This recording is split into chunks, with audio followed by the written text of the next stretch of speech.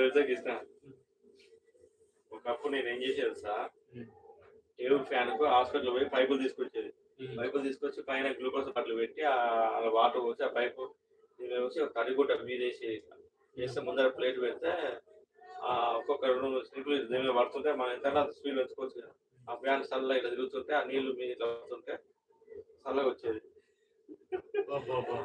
అది వేసేది. ఎండలు బాగుండి అప్పుడు అట్లా గ్లూకోజ్ బాటిల్ చిన్న అడ్జస్ట్మెంట్ చేసుకుంది. దీని మీద పెట్టేది. ఇక ఇటో పైపు పెట్టేది ఫ్యాన్కే. ఇక తిరుగుతుంది ఇక ఫ్యాన్, దానికి గుడ్డ కట్టేది. ఇక్కడ కింద ఒక బేసిన్ పెట్టేది.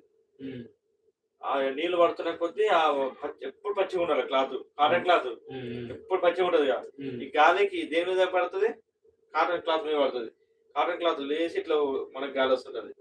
ఆ నీళ్ళు పడుతుంటే అది ఇప్పుడు చల్లగా ఉండేసరికి మన స్కూల్ వస్తుంది అట్లా చేసేది.